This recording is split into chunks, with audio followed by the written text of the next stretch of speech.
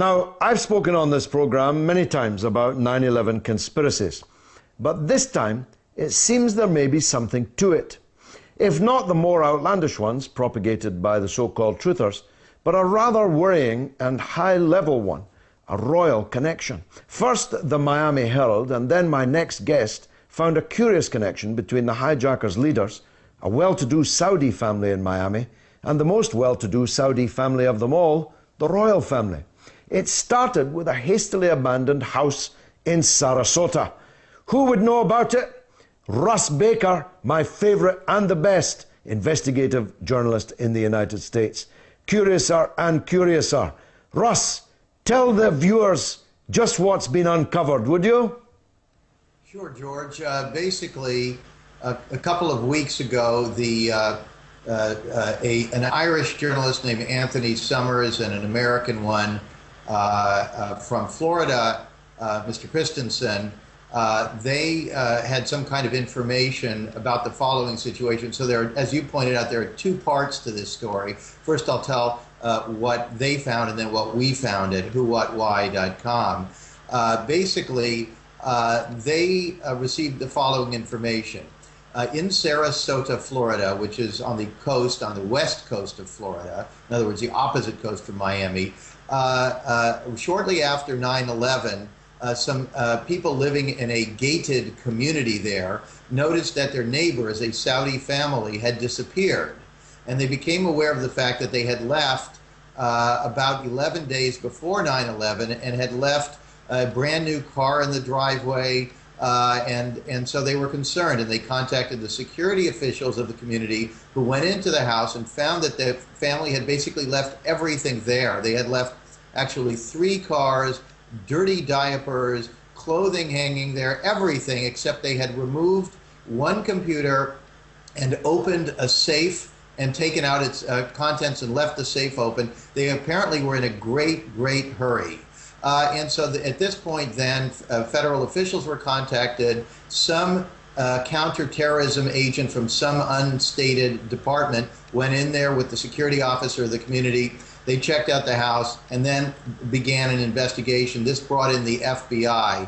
And as we are told, this investigation resulted in the following. They found telephone records connecting the house, either directly or indirectly, to 11 of the hijackers. They also found that the gate of the community, that Mohammed Atta's identified vehicle, had passed through the gate on a visit to this house, and that at least one of his alleged Confederates had also done so.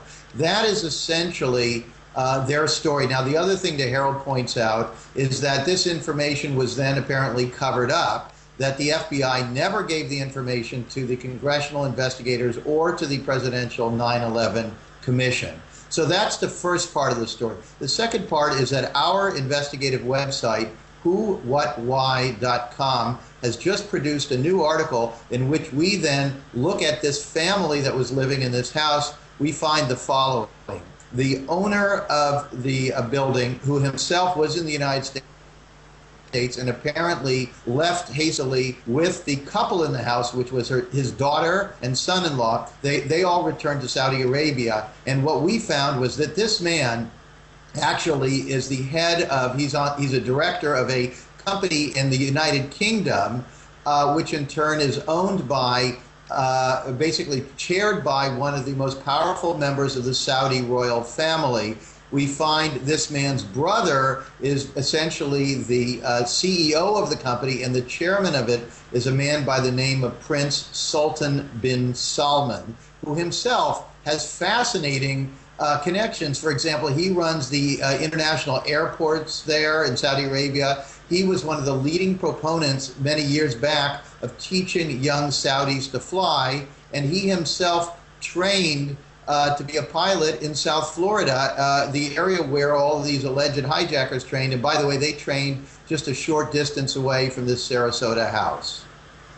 Well, what a fascinating can of worms that all is. Let me take this back just a little. You're saying that a Saudi family were living there. They fled the coup, leaving, as I understand it, fruit in the dishes, food in the fridge. and, as you say, all sorts of family life debris. So they obviously left in a bit of a hurry.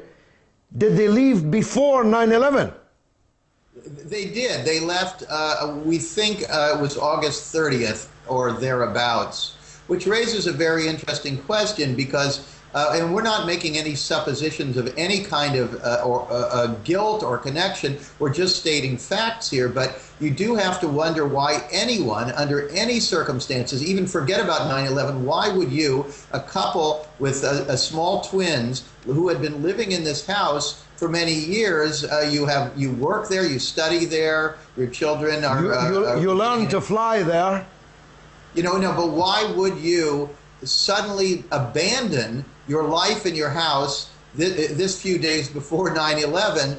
I mean, one has to conclude that something was made clear to them that was so disturbing and unexpected that they were basically had, perhaps we're talking about minutes to get out of there. Now, there are a lot of different possibilities here, but it does not necessarily suggest a foreknowledge of exactly what went down or how it went down. Something else could have been going on. But, you know, myself, if I try to think about under what circumstances would I leave behind my entire life so hastily, it would have to be almost a mortal danger. Yeah.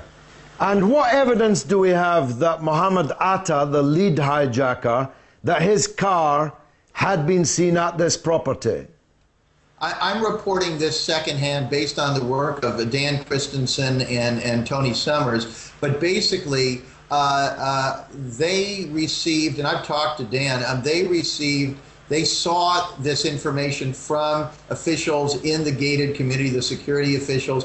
When you drive through the gate, they get your license information, and according to the investigation, you know, Mohammed Atta's vehicle was known, and that was one of the vehicles that went through. They also asked for identification, I believe, of the occupants of the cars, and that one of them was Ziad Jarrah, identified as one of the other hijackers. So you have that. That's enough right there. But in addition, they say that they were told that the FBI did this phone analysis and connected to all of these additional people who apparently had no direct connections with each other, but were all in that general area preparing for this event. Now, this head of household has a brother involved in a company in England, the head of which is a member of the Saudi royal family. So we've got Britain, America, the Saudi royal family, this hastily evacuated Saudi family from Sarasota. This must be a big story in the United States, is it? Well, you know where I'm going to go with this, George. Almost every story we break, and we break one big story after another.